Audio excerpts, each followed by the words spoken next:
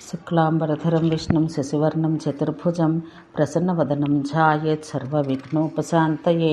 కన్యలు పాడిన శంభుగేయం. అంతటా వారంతా ఆ వలభి నుండి కిందకు వచ్చి హాటకేశ్వర మహాదేవునికి అభిముఖంగా నిలబడి ఆ భక్తవత్సలను ఇలా స్తోత్రం చేయసాగారు. ప్రభు శర్వ శంభో త్రినేత్ర సుందరాంగా నీకు నమస్సులు. త్రిలోకేశ్వర ఉమావల్లభ దక్షయాగ నాశక మదనాంతక ఘోర పాపహరి మమా పురుష మహోగ్రమూర్తి సర్వజీవనాశక శుభంకర మహేశ్వర త్రిశూలపాణి మదనవైరి గుహావాసి దిగంబర మానవాస్తి మస్తకధర జటాధారి కపాలమాలాధర వామనేత్ర వామదేవ ప్రజాపతి భగుని కన్ను పొడిచినవాడ ప్రళయంకర భీమసేన పశుపతి కామాంగ దహన యజ్ఞవేది నివాస శివ మహాదేవ ఈశాన శంకర భీమ భవ వృషభధ్వజ జటాజూటధర ప్రౌఢ మహానటరాజ అవిముక్తక రుద్ర రుద్రుల అధినాయక స్థాను ఏకలింగేశ్వర కాళిందీ ప్రియ చక్కని కంఠం కలవాడ నల్లని కంఠం కలవాడ అజేయు శత్రుభయంకర సంతోషవతి వామదేవ అఘోర తత్పురుష మహాఘోర సౌమ్యమూర్తి శాంత సరస్వతీ వల్లభ కోనాట సహస్రమూర్తి అద్భుత జన్మ విభు కాలాగ్ని రుద్రాహర పర్వతప్రియ సర్వతీర్థాల్లో నివసించవాడ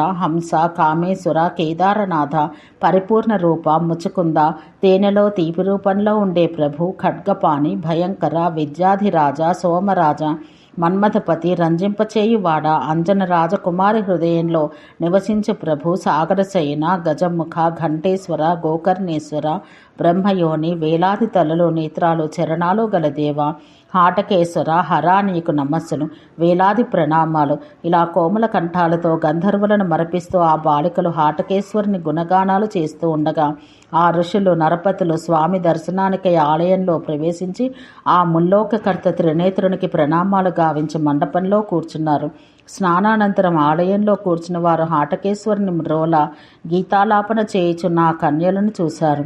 వారిలో విశ్వకర్మ తనయని గుర్తుపట్టి సుదేవ కుమారుడు సంతోషంతో తబ్బిబ్బైనాడు. ఋతధ్వజుడు కూడా చిత్రాంగదను గుర్తించి యోగ దృష్టితో సర్వము తెలుసుకొని సంతోషించాడు. అంతటా వారందరూ లేచి త్వరగా వెళ్ళి హాటకేశ్వరుని పూజించి క్రమంగా స్తోత్రాలు గావించారు.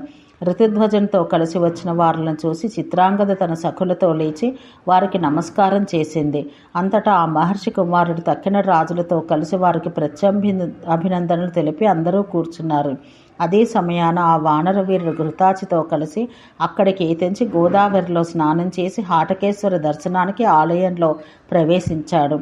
అక్కడ తన కుమార్తెను చూసి ఘృతాచి, తల్లిని చూసి వేదవతి ఆనందాతిరేకంతో ఒకరినొకరు గాఢంగా కౌగలించుకుని జలజల కన్నీళ్లు రాల్చారు. అంతా ఆ మహర్షి ఆ కపిని చూసి నీవు వెంటనే అంజనాద్రికి వెళ్ళి యక్షేశ్వరుడు అంజనుని, పాతాళానికి వెళ్ళి దైత్యపతి కందరమ్మాలని, స్వర్గానికి వెళ్ళి పర్జన్య గంధర్వుని తీసుకుని రమ్మని ఆదేశించాడు. అంతటా దేవవతి ఆ కపితో అయ్యా గాలవ మహర్షిని కూడా తీసుకుని రండని అర్థించింది. అంతటా వాయు విక్రముడైన ఆ కపివీరుడు అట్లే అని వాయువేగంతో వెళ్ళి అంజనుని పిలిచి అమరగిరికి వెళ్ళి పర్జన్యుని సప్తగోదావరి మహాశ్రమానికి వెళ్ళమని చెప్పి తాను పాతాళానికి వెళ్ళాడు. అక్కడ కందరమాలికి చెప్పి మరలా భూమి మీదకు వచ్చి గాలవముని కోసం మాహిష్మతికి వెళ్ళాడు. ఆ పరిసరాల్లో మహాతపస్వైన గాలవని చూసి తనతో ఆకాశ మార్గాన సప్తగోదావరానికి కొని వచ్చాడు. అక్కడ ఇద్దరు నదిలో స్నానం చేసి ఆలయానికి చేరారు. అచట అమ్ముని నందయంతిని దేవవతిని చూశాడు. ఆ కన్యలిద్దరూ ఆ మునికి లేచి వినయంతో నమస్కరించారు.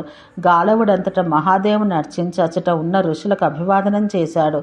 ఆ రాజశ్రేష్ఠులు లేచి నిలబడి ఆ తపస్సుని యథావిధిగా పూజించారు. అందరూ సంతోషస్వాంతులై కూర్చున్నారు. వారలా కూర్చుని ఉండగా వానరుంచే పిలువబడిన యక్ష గంధర్వ దైత్యులా వచ్చి చేరారు. అంతటా ప్రేమతో చెమ్మగిలిన నేత్రాలతో ఆ ముగ్గురు తప్పిపోయిన పుత్రికలను కౌగిలించుకున్నారు.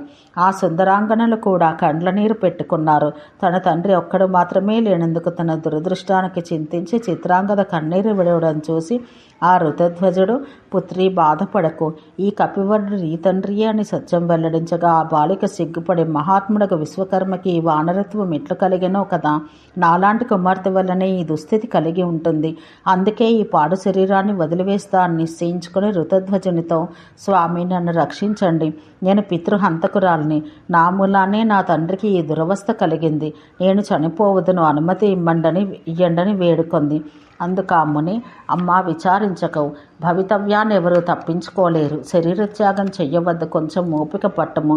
ఈ కపికి ఘృతాచి వలన పుత్రుడు కలగగానే శాపాంతమై పూర్వపు రూపం పొందుతాడు. నీవు నీ తండ్రిని మరలా కలుసుకుంటావని ఓదార్చాడు. ఆ తర్వాత ఘృతాంజి చిత్రాంగదను సమీపించి మృదువుగా, పుత్రి శోకించకము, 10 నెలల్లో నా వల్ల నీ తండ్రికి ఔరసుడు కలుగుతాడు, అంతవరకు వేచి ఉండమని నచ్చచెప్పింది. అది విని చిత్రాంగద ఎంతో సంతోషించింది. తండ్రి సమక్షాన వివాహం చేసుకోనించిన చిత్రాంగద అందుకొరకు ప్రతీక్షించసాగింది. తక్కిన 3 కన్యలు కూడా తమ నిచ్చెలతో పాటే తమ వివాహాలు కూడా వాయిదా వేసుకున్నారు. ఆ స్నేహితురాండ్ర సంకల్పం ఫలించి 10 నెలల మీద ఘృతాచి ఆ గోదావరి తీర్థంలోనే నలుడని కుమారుని ప్రసవించింది. పుత్రుడు కలగ్గానే కపిరూపం వదిలి విశ్వకర్మ తన తొంటి రూపంతో ప్రియపుత్రికను ఆలింగనం చేసుకున్నాడు. ఆ విధంగా కుమార్తెను కలుసుకుని ఆ సురశిల్పి దేవరాజు ఇంద్రుని సురకిన్నరాదులను మనసా స్మరించుకున్నాడు. వెంటనే శక్రుడు, మర్తులు, సురలు, రుద్రగణాలతో కూడి ఆ విశ్వకర్మ కోరికను అనుసరించి హాటకేశ్వర క్షేత్రానికి వచ్చి చేరాడు. అలా దేవతలు, గంధర్వులు, అప్సరసులు అంతా వచ్చిన తరువాత ఇంద్రజమ్నుడు ఋషిసత్తముడైన ఋతుధ్వజునితో ఇలా అన్నాడు. బ్రహ్మర్షి, కందరమాలి కుమార్తెను మీ పుత్రుడు జాబాలకిచ్చి విధిపూర్వకంగా వివాహం జరిపించండి. రూపవంతుడగు శకుని నందయంతుని పరిణయమాడగలడు. నేను వేదవతిని గ్రహించదను. విశ్వకర్మ పుత్రికను సురధుడు వివాహమాడను. అందుకు మంచిదని ఋతుధ్వజుడనగా సంతోషంతో వివాహ సంస్కారం ప్రారంభమైంది. గాలవముని ఋత్విజత్వం వహించి వైవాహిక హోమాలు నిర్వర్తించాడు. గంధర్వుల నృత్యాలు చేస్తూ మంగళగీతాలు పాడారు. మొదట జాబాలి కందరమాలి కుమార్తెను పాణిగ్రహణం చేసుకున్నాడు. తర్వాత వరుసగా ఇంద్రజమ్నుడ వేదవతిని, శకుని యక్షపుత్రికను, సురధుడు చిత్రాంగదను పరిగ్రహించారు.